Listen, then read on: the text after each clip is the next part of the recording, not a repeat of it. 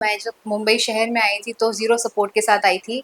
बहुत ही basic scratch से मैंने शुरू किया। कभी भी किसी भी उटपटांग रास्तों को मैंने नहीं लिया यहाँ तक पहुँचने के लिए। हमेशा सीधा सच्चा रास्ता चुना है, मेहनत का रास्ता चुना है। क्या मुंबई ने आपको एक्सेप्ट किया है? डेफिनेटली आज की डेट में मुंबई शहर में मेरा खुद का प्रोडक्शन हाउस है, मेरा खुद का घर है, मेरी खुद की गाड़ी है। जब मैं बहुत छोटी थी तब मैं टेलर स्विफ्ट के गाने सुना करती थी। एवरिल लविन मेरी फेवरेट हुआ करती थी। हमारा टीवी क्या अभी भी वही सास बहू में ही लगा हुआ है और अब वो नई जनता, नई जनरेशन वो देखना नहीं चाहती है। क्यों इंडिया की सारी जनता बैठ के पाकिस्तानी ड्रामा देख रही है, क्यों कोरियन ड्रामा देख रही है, क्यों टर्किश ड्रामा देख रही है। तूने पेन उठा लिया थप्पड़, तूने पानी नहीं दिया थप्पड़। मतलब वो कौन रहा है ये स्टूपिड चीज। Hi, my name is Aishwarya Raj Bhakuni and you are watching Bazooka. सबसे पहले तो कितनी एक्साइटमेंट है और क्या कहना चाहोगे? ऑफ कोर्स शुरुआत में तुम देना साथ मेरा ना करो तो शायद पॉसिबल ही ना हो। तो सबसे पहले तो मैं जानना चाहूंगी कैसा लग रहा है रिस्पॉन्स बहुत ही अच्छा दिख रहा है। जिस तरीके से श्रुति जी और शबीर जी के फैंस हैं, ओ हम नवा साथ देना,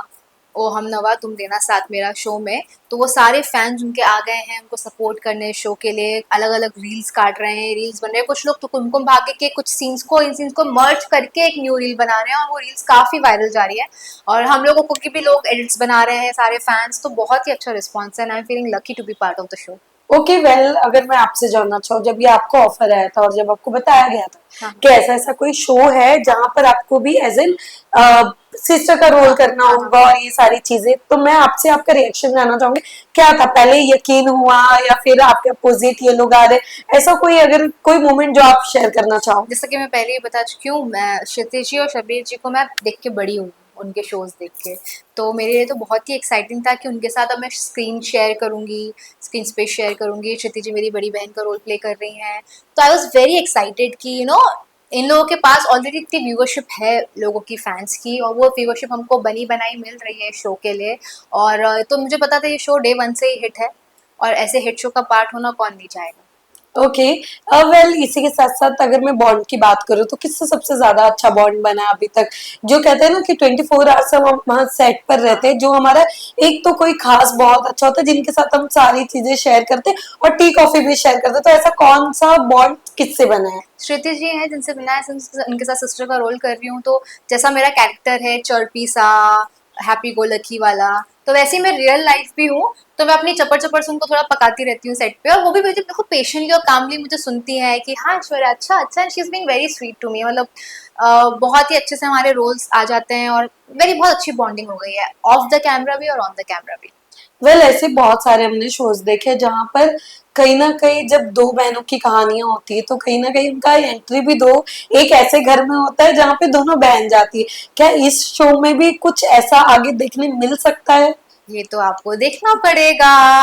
शायद शायद नहीं, आई डोंट नो। मतलब मुझे पता है बट मैं अभी बताना नहीं चाहूंगी, नहीं तो मेकर्स मेरी पिटाई कर देंगे। तो इसलिए मैं अभी अभी ये नहीं करना। पर बहुत ही अच्छा ट्रैक है, आगे जाके एक पैरेलल लव स्टोरी रहेगी प्रॉपर। बहुत अच्छा आगे जाके ये रोल होने वाला है, तो आप प्लीज जरूर देखिए। और बहुत ही ट्विस्ट एंड टर्न्स है इसमें। यस, बट यू नो ये शो सबसे ज्यादा अच्छा अगर एक पॉइंट पे किसी को लगा है तो जब यहाँ, क्योंकि यहाँ पे वुमेन की सारी चीजों को रखा गया है। क्योंकि पहले लोग खुलकर बात भी नहीं करते थे जैसा वो शो में मतलब एक प्रोमो में दिखाया गया था। अब कहीं ना कहीं यहाँ पे वुमेन हो या मैन हो सबको इक्वली रखा गया है। तो व्हाट यू हैव टू से, क्या कहना चाहोगे आप इसमें?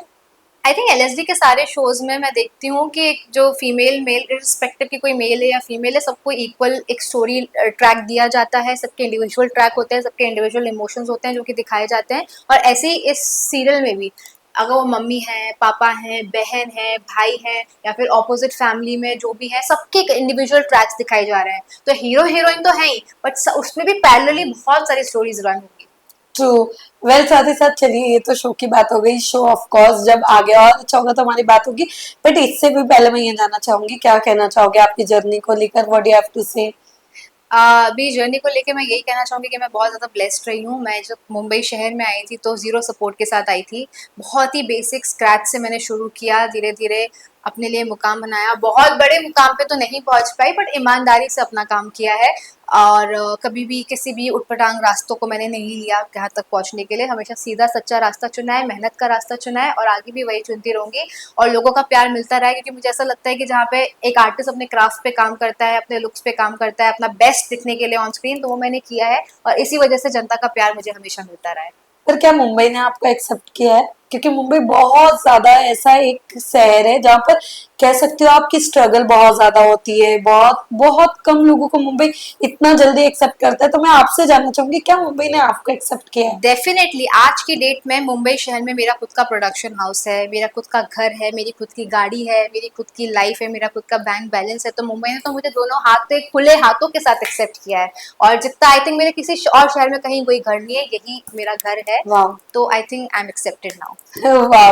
वेल, साथ ही साथ मैं ये भी जानना चाहूंगी, क्योंकि जैसे कि हम लोगों ने देखा है, ऐसे बहुत सारे लोग होते हैं जो कहते हैं कि उनको कास्टिंग काउच का भी बहुत सामना करना पड़ता है। बट मैं आपसे जानना चाहूंगी, क्या ऐसी कुछ चीजें आपने भी फेस की है अपने अपनी जर्नी के दौरान? ऐसे कुछ असामाजिक लोग होते हैं, हर फील्ड में होते हैं। इंडस्ट्री का बस ये ट्रू। है कि आउट एंड ओपन लोग बात कर लेते हैं, मीटू हो जाता है, इससे लोगों को पता चल जाता है। बट हर फील्ड में ये चीजें ट्रू। हैं। कॉर्पोरेट में है बहुत ज्यादा, बहुत सारी गलत गलत प्रकार की चीजें देश विदेश हर जगह फैली हुई है। इस हमारे इंडस्ट्री में तो सबसे ज्यादा है। तो डेफिनेटली ऐसे बहुत सारे लोग थे जिन्होंने गलत प्रस्ताव रखे हैं। बट इन ऐसे प्रस्तावों को मैंने हमेशा नकार के, भले वो कितनी बड़ी फिल्म, बहुत बड़ी से बड़े निर्माताओं ने मुझे बहुत बड़े बड़े ऑफर दिए है, पर हर उस ऑफर को मैंने ठोकर मारी है। क्योंकि जब मैं इंडस्ट्री में आई थी तो मैंने देखा कि जब मैं नई नई आई थी, यहाँ पे लोग ना ब्रेन वॉश काफी करते हैं आपको, कि देखो सारी बड़ी एक्ट्रेसेस कास्टिंग काउच करके आई है, आपको भी करना पड़ेगा, इस तरीके की ब्रेन वॉशिंग।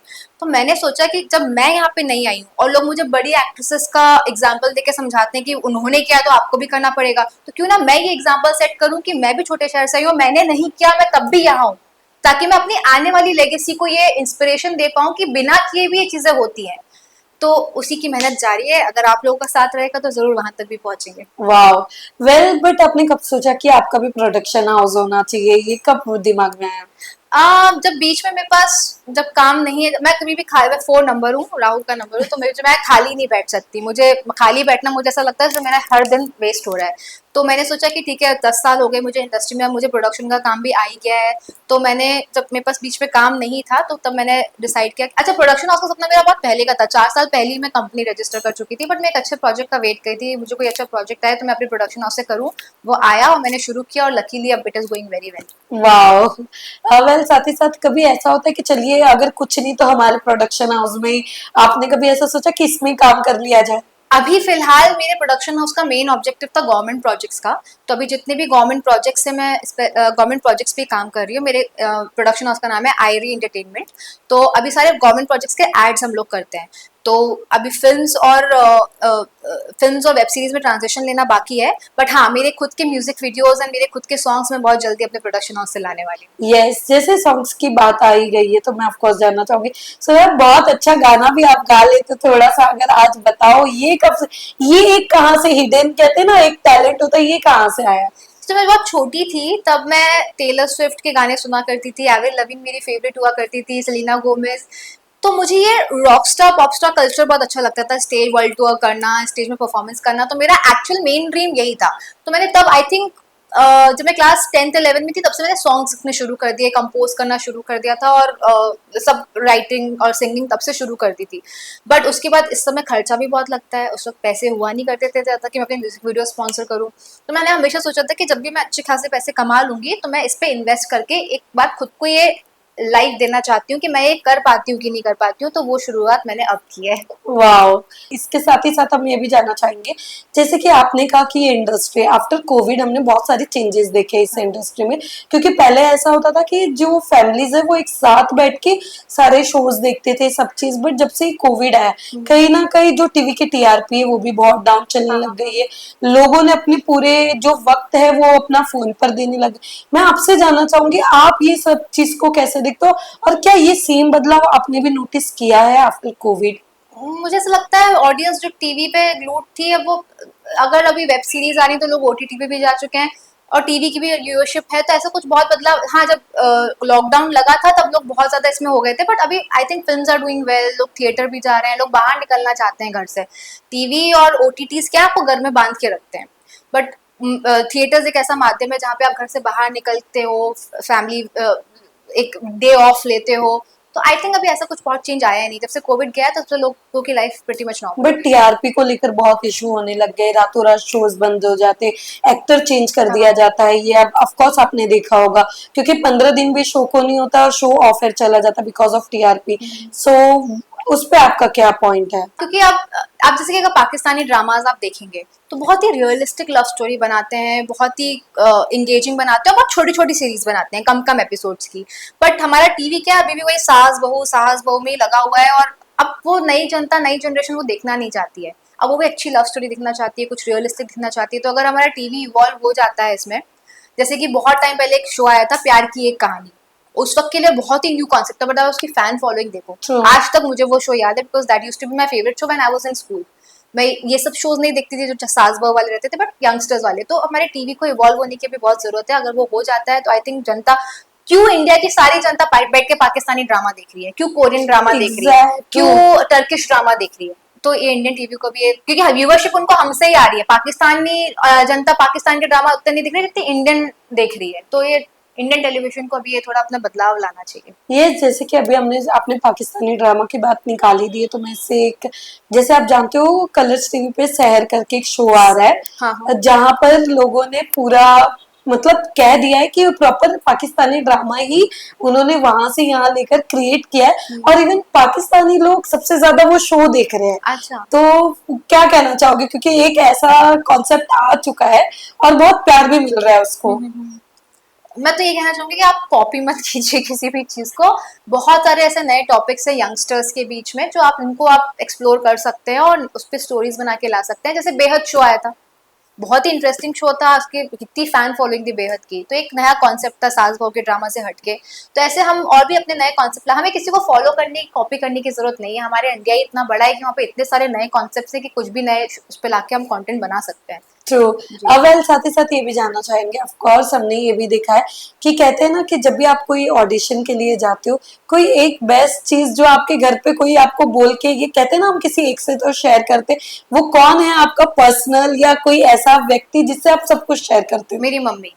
वाह। मेरी मम्मी ने मेरी बचपन से आदत डाली कि जब भी मैं स्कूल जाती थी तो स्कूल से आके मुझे बिठा के 1 घंटा मुझसे पूछती थी, मैं बताना चाहूँ ना चाहूँ कि आज स्कूल में क्या हुआ। अगर मैं कभी झूठ भी, आज अब मेरा स्कूल और मेरा घर एकदम आजू बाजू में था, तो अगर मैं कुछ झूठ भी बोल दूं कि नहीं नहीं मम्मी, तो बाबा नहीं बेटा मुझे घर से सुनाई दिया था, तुमने ऐसा बोला था। हाँ हाँ मम्मी मैंने ऐसा बोला था। तो वो ऐसे उनने मेरी आदत डाल दी। तो और उन्होंने मुझे कभी जज नहीं किया, मुझे कभी किसी चीज पे डांटा नहीं कि ऐसा कैसे वैसा कैसे, एकदम फ्रेंडली।